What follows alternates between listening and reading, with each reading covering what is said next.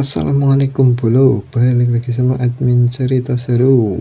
Jadi kali ini kita akan melanjutkan alur cerita Daywalker yang memasuki part ke-8. Tanpa basa-basi lebih lama, kita gas langsung aja ke videonya.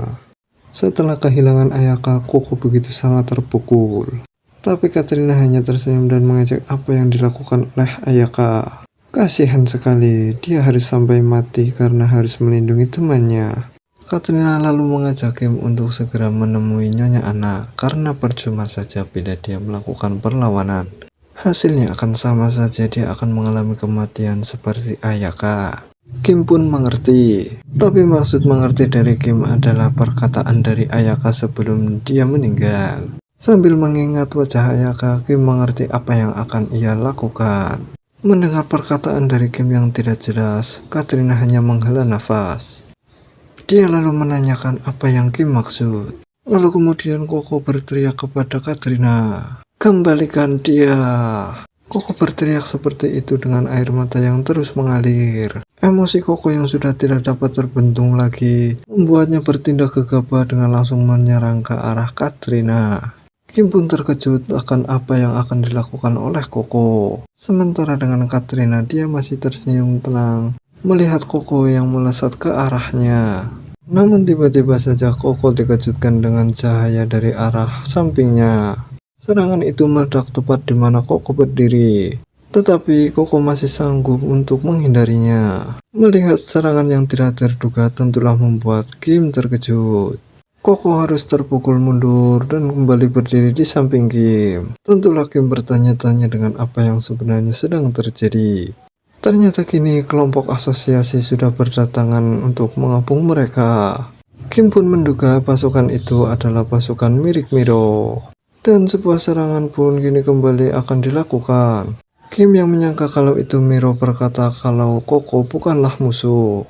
Namun yang terjadi kini peluru sudah tepat berada di depan wajah Kim.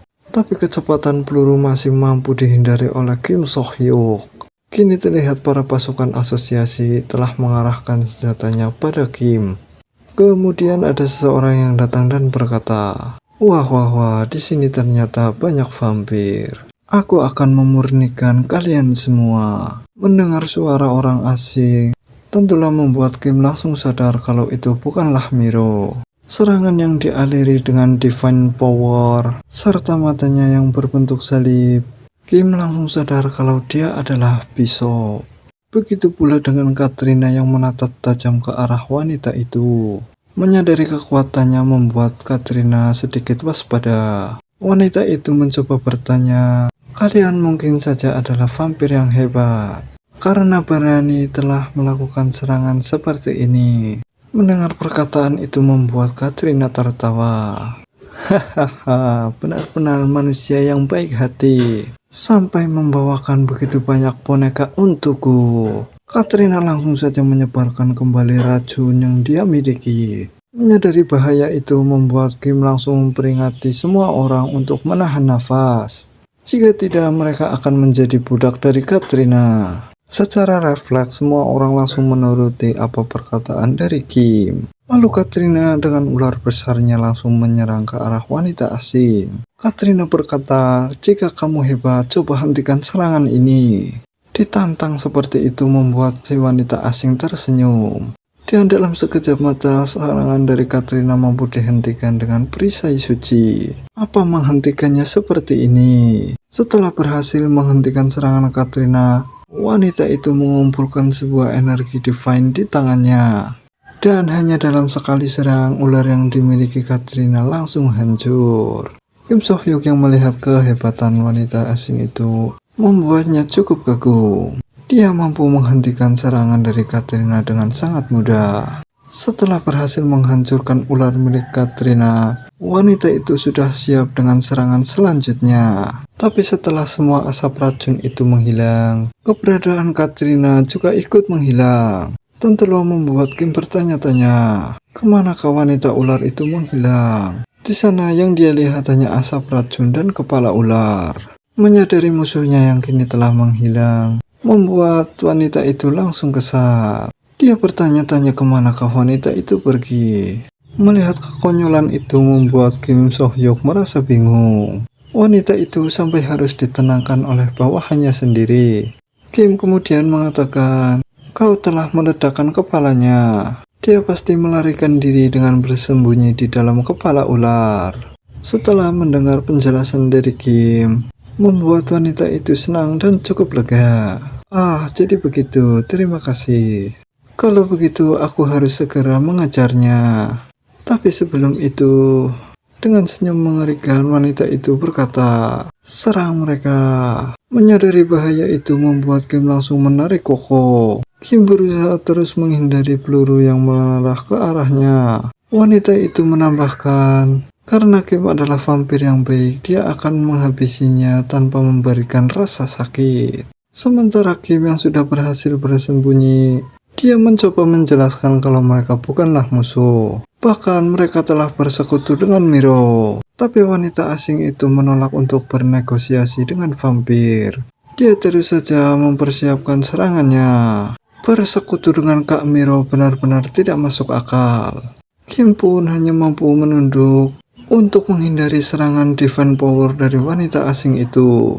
Di sana Kim berpikir apa informasinya belum sampai ke asosiasi.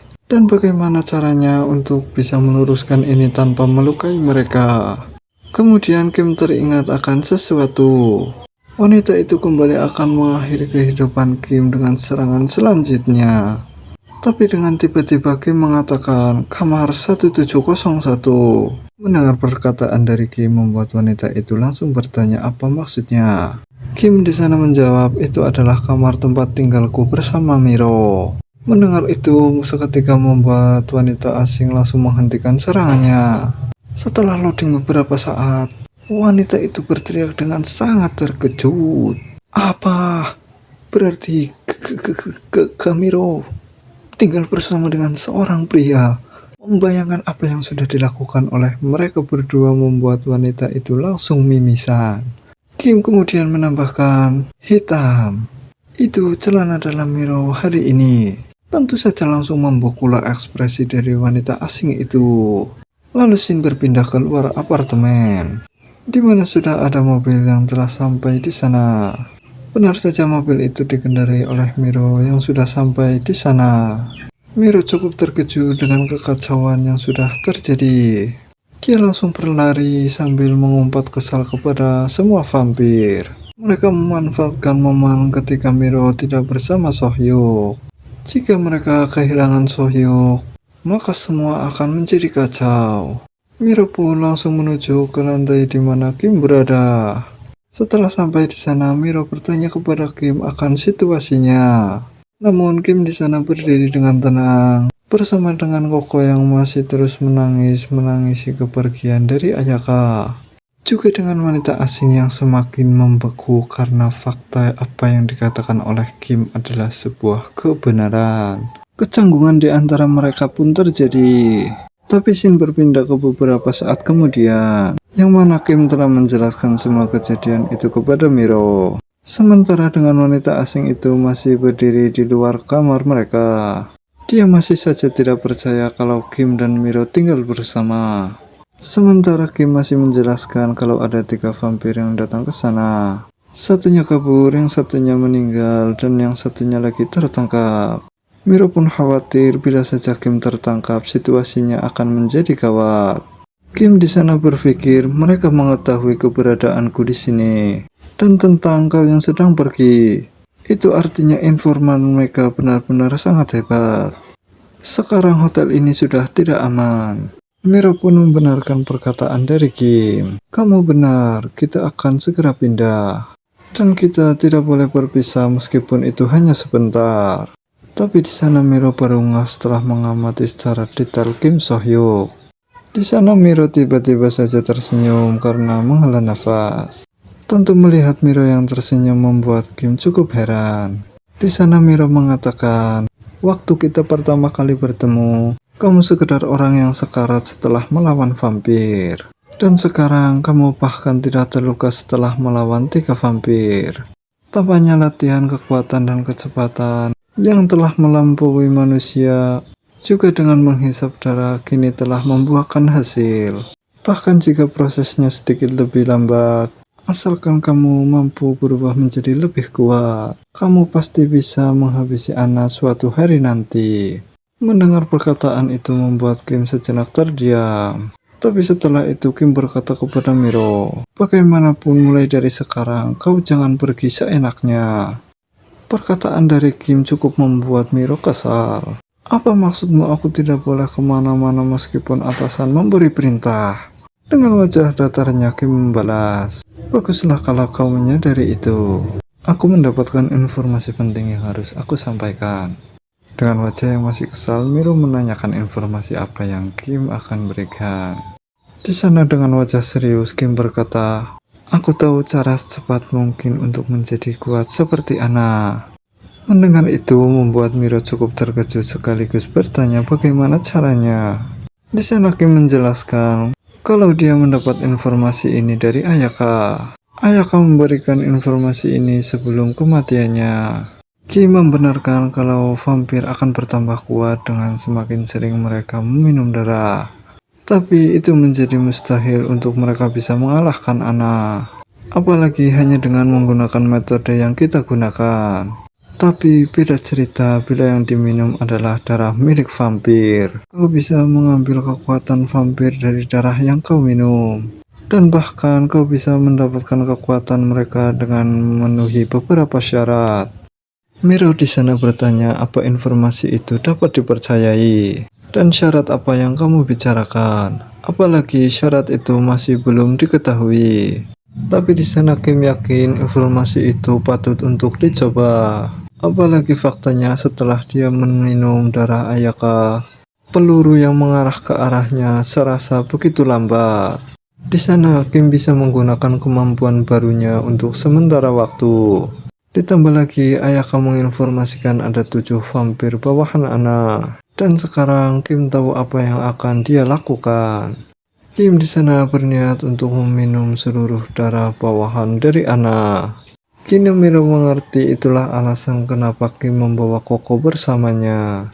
Koko adalah bawahan Ana, jadi tidak masalah untuk menghabisinya sekarang. Sementara terlihat Koko yang masih terus mengamuk di dalam kurungan yang terbuat dari energi divine milik wanita asing. Tapi Kim di sana menjelaskan dia sudah bermusuhan dengan Ana karena temannya telah dihabisi. Jadi mungkin saja dia mampu menjadi bala bantuan. Mendengar apa yang dikatakan oleh Kim membuat Miro semakin pusing. Kim pun menanyakan apa ada masalah. Miro menjawab, masalah tentu saja itu banyak. Sebentar lagi akan diadakan pertemuan Bishop. Kim pun bertanya apa maksudnya pertemuan Bishop. Pertemuan Bishop adalah pertemuan dari Holy Order. Biasanya kami membahas tentang situasi pasukan Ana. Tapi topik pembicaraan kali ini itu kamu, ucap Miro sambil menunjuk ke arah Kim. Miro menambahkan, aku membawamu ke dalam kelompok pemburu vampir. Jadi tentu saja ada orang yang tidak suka. Tapi kau tidak perlu khawatir. Soalnya posisiku tidak begitu buruk. Dan seperti kataku, aku membawamu ke sini untuk mengawasimu.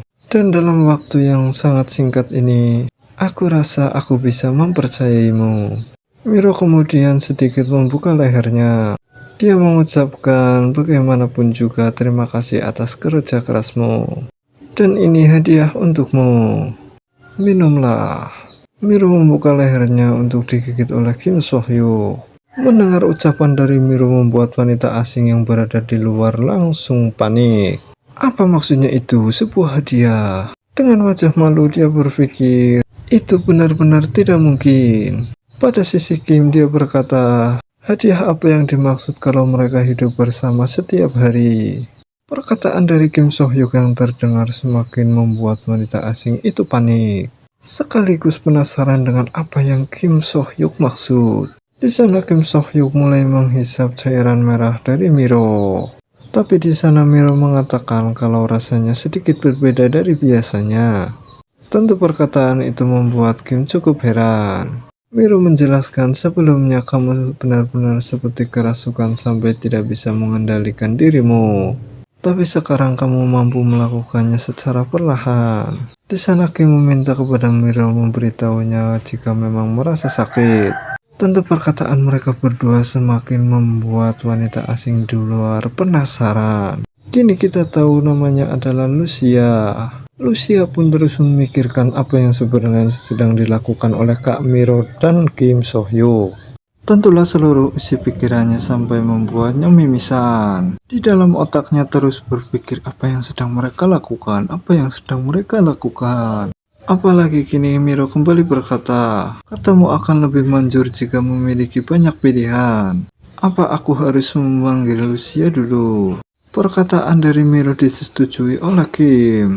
Ya, itu boleh saja, kita harus mendengar pendapatnya. Tentu saja perkataan itu langsung membuat isi kepala dari Lucia meledak.